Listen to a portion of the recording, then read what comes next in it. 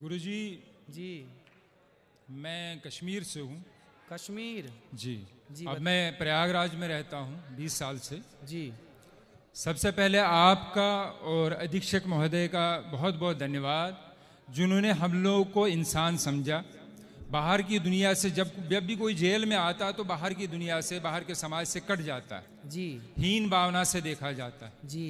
मगर अधीक्षक महोदय ने आपको यहाँ लाके हम लोगों को आज एहसास कराया कि हम लोग भी इसी समाज का एक हिस्सा है। बिल्कुल। इसके लिए बहुत बहुत धन्यवाद। आपसे जानना चाहता था मैं, जी। अधर्मी और धार्मिक, इनमें दोनों में फर्क क्या है? धार्मिक किसको कहते हैं और अधर्मी किसको कहते हैं? धार्मिक और अधार्मिक, जी धर्मी और अधर्मी जी किसे कहते हैं? जी जो दूध पीता हो वो तो धार्मिक है, जी जो शराब पीता हो वो अधार्मिक है, जी जो गाय को माता मानता है जी वो धार्मिक है, जी जो गाय की हत्या करता है वो अधार्मिक है। जी जो जीव मात्र में दया रखता हो, सबके प्रति दया, जो चींटी से लेकर हाथी तक पर दया करता हो, सब पर दया का भाव जिसका है वो धार्मिक है। और जो क्रूर है, जो सबको मारना चाहता है, काटना चाहता, वो अधार्मिक है। जी। अब जानना ये चाहता हूँ जी। कि बताया जाता है, आप ही कहते हैं कि किसी की हत्या या किसी के बुरा नहीं सोचना चाहिए। जी। इसका मतलब है कि अक्सर हमने देखा है भजनों में या आखिर में पूजा में होता है कि अधर्म का नाश हो। हाँ। तो अधर्म में कौन लोग आते हैं? अधर्म में वही सब लोग आते हैं जो गलत काम करते हैं, मतलब पूरी दुनिया में। जी। तो उनका नाश करना, ये कहना ये उचित है? क्या नाम है आपका? हयात मोहम्मद शौकत। हयात मोहम्मद शौकत जी। हम हिंदुओं के यहाँ भैया जयकारा लगती है अधर्म का नाश हो, जी। अधर्मी का नाश ना हो। अधर्मी नहीं, अधर्म का नाश हो।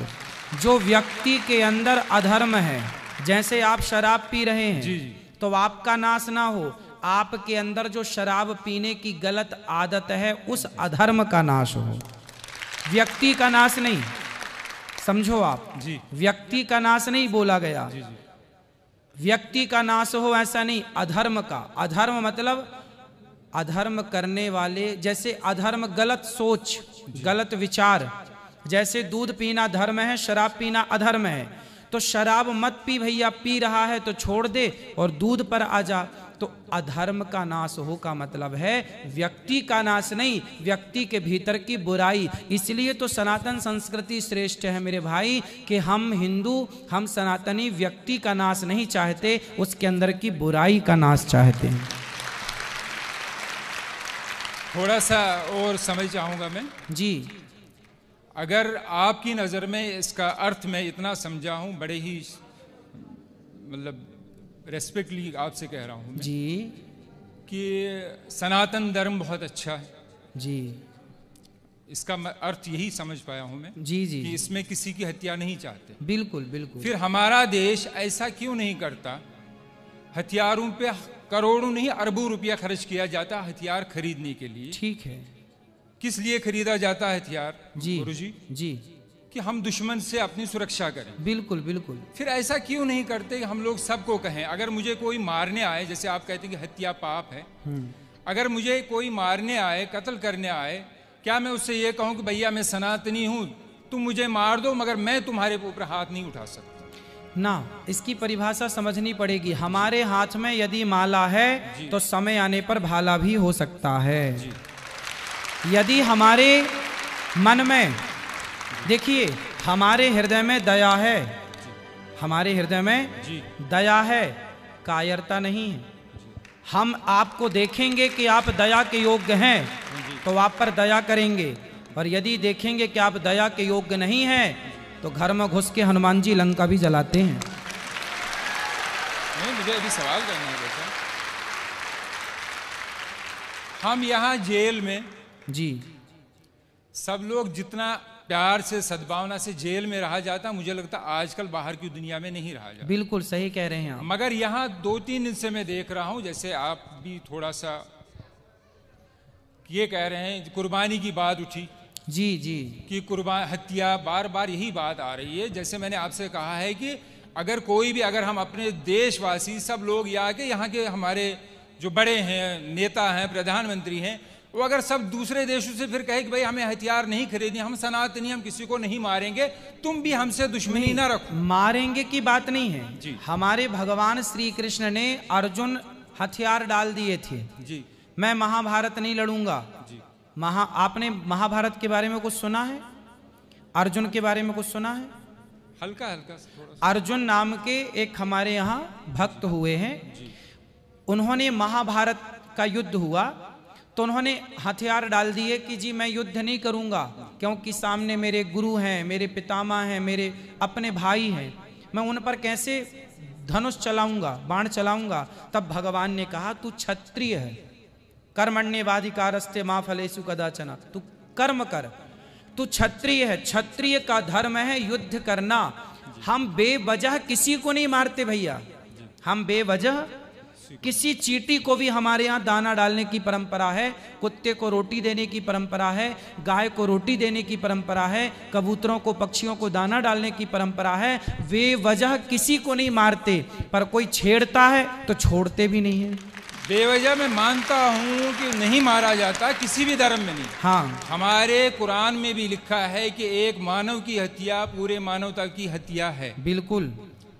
सब धर्म, ये आप भी मानते होंगे कि कोई भी धर्म किसी को मारने की इजाजत नहीं देता। बिल्कुल, धर्म कोई भी बुरा नहीं। हाँ। अगर मैं शराब पी रहा हूँ इसका मतलब नहीं कि मेरा धर्म बुरा है। जी जी। अगर कोई मेरा हिंदू भाई कोई गलत काम कर रहा है इसका मतलब मैं उंगली उसके धर्म पे नहीं उठा सकता। बिल्कुल, उसका व्यक्तिगत सोच है, व्यक्तिगत उसकी गलती है। बिल्कुल बिल्कुल।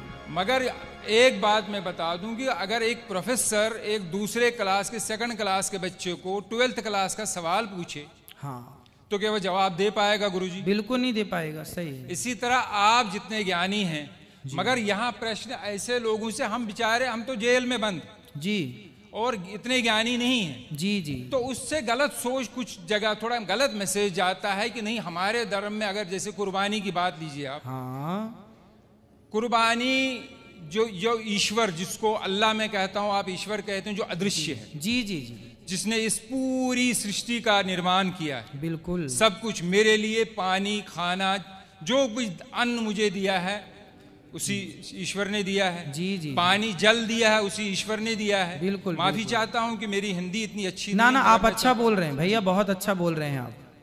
जो कुछ भी इस धरती पे है एक मनुष्य के लिए दिया है। जी जी। अब मैं इतनी बात जानता हूं कि अगर वही ईश्वर और एक तरफ मेरे पिताजी हों और एक प्रश्न करें कि मैं तुमसे कुछ चाहता हूं, और मुझे उस टाइम किसकी माननी चाहिए? अपने पिता की कि ईश्वर की? या मैं आपसे सवाल नहीं कर रहा हूं। हाँ। मेरी नजर में मुझे उस टाइम उस ईश्वर की माननी चाहिए जिसने ये सारी धरती, जिसने सारी फैसिलिटीज मुझे दी हैं। तो मेरा ईश्वर, मेरा अल्लाह मुझसे कह रहा है कि देखो मैंने तुम्हारे लिए सब कुछ दिया है, तुम्हारे इतने प्यारे माँ बाप दिए, सब कुछ दिया है, और सब कुछ मेरा ही है। चाहे इस दुनिया में बकरी, जो भी जानवर भी हैं वो भी मेरे हैं। अब तुमसे मैं कुछ मांगता हूँ, अच्छा, तुम मेरे लिए कुछ दान कर सकते हो जी। इंसान की नहीं मांग रहा, जो हमारे प्रॉफिट जो रह चुके हैं उन्होंने उनका अपने बेटे को दिया था। जी जी। मगर उसके बाद कहा गया है कि तुम मेरे लिए कुछ कर सकते हो। मैं तो उनके लिए, अपने अल्लाह के लिए जान भी दे सकता हूँ। जी जी। तो उसके बदले मैं जो हुक्म मिला है कि आप ऐसा कीजिए, ये दान किया कीजिए, तो ये सिर्फ इसलिए है कि एक प्रथा है कि मैं हमेशा हर पल तैयार हूँ। जिसने मुझे इस दुनिया में लाया है, जो मुझे सब कुछ करता, मैं उसके लिए सब कुछ कर सकता हूँ। ठीक है, ये विचार है मेरे। सही है, सही तो है। मैं ये नहीं चाहता है कि कोई गलत मैसेज जाए। बिल्कुल बिल्कुल। देखिए, बात गलत और सही की नहीं है, बात तो पर्सनल, व्यक्तिगत। जैसे मैं आपसे एक सामान्य सवाल करूं, इस पर नहीं कि आपका मजहब क्या है, पंथ क्या है, धर्म क्या है। जी। हम धर्म, मजहब, पंथ को थोड़ी देर के लिए अलग करके, और एक इंसानियत के नाते, हम भाई भाई के नाते एक बात कर लें आपस में, और एक जरा सा विचार कर, आप मेरे से पूछिए कि बताइए कि क्या किसी की हत्या करना सही है, तो मैं बोलूंगा भैया नहीं। ऐसी मैं आपसे पूछता हूं एक भाई के नाते, एक सामान्य चर्चा के नाते, कि बताओ किसी की हत्या, हम भगवान को, अल्लाह को अभी जी इस बात से अलग रखें, बस एक सामान्य दृष्टिकोण से बात करें कि बताओ, आप मेरे से पूछे, अभी आपने पूछा मेरे से, तो मैंने बताया कि हत्या करना गलत है। अब मैं आपसे पूछ रहा हूं कि बताइए, क्या किसी की हत्या करना सही है? मैं इसका उत्तर ये दूंगा कि ये निर्भर करता है परिस्थिति पे। यहाँ जितने भी मेरे भाई मर्डर में आए हैं, किसी ने खुशी से नहीं किया, बिल्कुल, कोई परिस्थिति ऐसी उत्पन्न हुई, बिल्कुल, या कोई दुश्मनी थी, कोई किसी को, एक अभी आया है आखंड जो हमारा हिस्सा है, 2 दिन पहले की बात है, हाँ, उसकी बहन को किसी ने बलात्कार किया था, वो लड़का बलात्कारी अंदर आया, मगर वो 2 महीने में जमानत पे छूट गया, तो उसके भाई ने उसको बाहर मार दिया। मैं ये नहीं करूंगा कि वो हत्या सही है, करना जी, सही जी, है, जी, जी। मगर परिस्थिति ऐसी होती है। और एक अफसोस की बात है, ये यहाँ में प्रशासन की, कौन से प्रशासन, जो बाहर का कानून व्यवस्था हमारी बिल्कुल, है, बिल्कुल, कि वहाँ गरीब बेचारा तो मारा जाता है, अमीर पैसा देके निकल जाता है। इस देखो, ये आपने भी देखा हो, आपने अभी बताया कि जैसी परिस्थिति में किसी ने मर्डर कर दिया, जी, जी। परिस्थिति में किसी ने गलत किया, जी। तो परिस्थिति में गलत कर दिया, पर यहाँ जितने लोग हैं, मैं आपसे भी पूछूं कि आप यदि किसी का मर्डर करके आए हैं, तो क्या यहाँ से जाने के बाद आप फिर वो गलती करेंगे? नहीं, तो मगर वही, अगर नहीं, अगर परिस्थिति वैसी, मुझे अगर कोई मारने आएगा तो मैं तो मारूंगा। हाँ, लेकिन यूं ही आप तो किसी की चढ़ाई नहीं करेंगे ना। ऐसे तो पागल नहीं है ना कि हम किसी को भी, जैसे कहा बस गया वही कि तो है कि मजबूरी मैं थी। चींटी को भी पैर मतलब देख के, बिल्कुल, फिर बिल्कुल, करोड़ों की कंपनियां ऑल आउट क्यों बेचती है? वो मच्छरों को मारने के लिए दवाई क्यों देती है? कॉकरोच को मारने की दवा क्यों देती? जी, उस पर बैन लगा दे फिर सरकार, जी, क्योंकि वो तो दवाई बेचती है और करोड़ों रुपए कमाती है फिर कंपनी। तो किसानों को, अगर यही है सनातन धर्म में कि नहीं मारना चाहिए, हाँ। मैं अपने प्रधानमंत्री से अपील करता हूँ, गुजारिश करता हूँ कि ऐसी कंपनियों को बंद कर दो जो इन जीव जंतु के मारने की दवाई देती है। देखो, जितने की जरूरत है, अब जैसे हमारे यहाँ 5 जो छोटे छोटे पाप हैं, जैसे हम झाड़ू लगाते हैं तो बहुत सारे चींटियां मर जाती हैं। हम लोग बारिश गर्मियों में घड़ा में पानी भरते हैं तो ठंडक के कारण बहुत सारी चींटियां आती हैं, मर जाती हैं। हम लोग लकड़ी और कंडा समझते हैं, गाय का सूखा गोबर, जी जी, उसको ओपले बोलते हैं। क्या बोलते हैं आप? ओकले। ओपले। जैसे घर में चूल्हा, आजकल तो गैस का जमाना है, आज के 100 साल पहले लोगों की रोटियां घर के चूल्हे पे बनती थी। चूल्हे पर लकड़ी और कंडा, ओपला लगाया जाता था। उस ओपले में बहुत सारे जीव जंतु होते थे कि नहीं? तो वो मारे जाते थे जब हम रोटी बनाते थे। तो ऐसे कुछ सामान्य पाप हैं जो हमसे नित्य होते हैं। जैसे हम चल रहे हैं, चींटियां मर जाती हैं। किसान खेत में चने बोता है, इल्ली लग जाती है तो दवाई का छिड़काव करके इल्लियों को मारना पड़ता है। मारना पड़ता क्योंकि वहां मारने की इच्छा नहीं है, वहां पर मजबूरी है। बात समझ रहे हैं? किसान यदि इल्ली ना मारे तो इल्ली पूरी फसल मार देगी। यदि आप लकड़ी और कंडे की, चींटी और लकड़ी और कंडे के जीवों के लिए सोचें तो आप भूखे मर जाएंगे, रोटी बना ही नहीं पाएंगे। तो जो सामान्य पाप होते हैं आपसे, हमसे, वो जानकर नहीं करते हम, वो मजबूरी है। बात समझ रहे हैं आप? जी। वो मजबूरन करना पड़ता है। हम किसी को यूं ही नहीं मारेंगे, मजबूरन हमें, हमारी सेना बंदूक लिए घूम रही है ना, कि मजबूरन जरूरत पड़ने पर अटैक होगा। उसी तरह से हम जानबूझकर किसी को नहीं मारते, मजबूरी पे मारना पड़ता है इल्ली को, मच्छर को, मक्खी को। उसी तरह मजबूरी है तो इनको मारा गया। हम बेवजह नहीं मारते किसी को। बात ये नहीं है कि आप क्यों मारते हैं, बात ये है कि वे वजह क्यों मारते हैं। बस बात ये है, वे वजह। वही मैं भी कह रहा हूं ना कि ये गलत धारणा है कि हमारे धर्म में शायद किसी को बिला वजह मारा जाता है। जी। ऐसी धारणा बाहर न जाए। हर धर्म, कोई भी धर्म नहीं सिखाता। हाँ, बस बात भाई ताली बजा रहे हैं कि आपकी बात पे सही बात है, मगर किसी भी धर्म में, हमारे धर्म में, अगर ये मुझे एक, जिसको लाइफ साइकिल कहते हैं, जी, जीवन चक्र, जी, कि ये चीजें हैं। अगर पेड़ काटना भी पाप है, हाँ, मगर रबर, अगर पेड़ ना काटा जाए, रबर ट्री जो होता है, तो गाड़ियों के टायर नहीं बनेंगे। बिल्कुल बिल्कुल। वो आवश्यकता है, जिस गद्दी पे आदमी बैठ, आवश्यकता है, बिल्कुल। तो रीजन है। मगर जब मारा जाएगा, जब वो जानवर काटा जाएगा, तभी उसकी खाल निकलती है, तभी उसको बहुत से लोगों का जीवन चलता है, जूते चमड़े का कारोबार ये सब चलता है।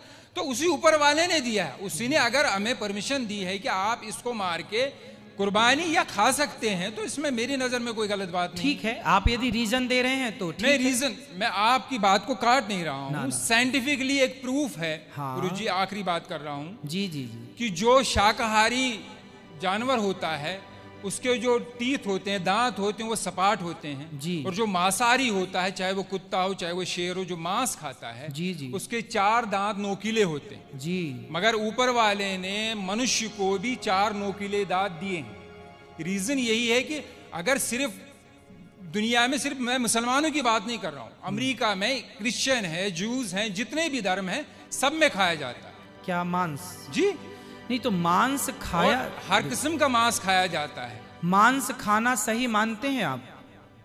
जब परमिशन, जब मुझे मेरे ईश्वर ने, जिसने मुझे जना है, उसने परमिशन दी है, तो तब हाँ, तो मैं कोई बात मानने आपके हिसाब से सही है, पर हम हिंदुओं के हिसाब से हम देखो, मांसाहारी जो कुत्ता होता है ना, जितने भी मांसाहारी जानवर हैं वो जिह्वा से पानी पीते हैं। कुत्ता चाट कर पानी पीता है, शेर चाट कर पानी, बिल्ली चाट कर। लेकिन जो शाकाहारी जानवर हैं, बकरी है, गाय है, ये होंठों से, मुंह से पानी पीते हैं।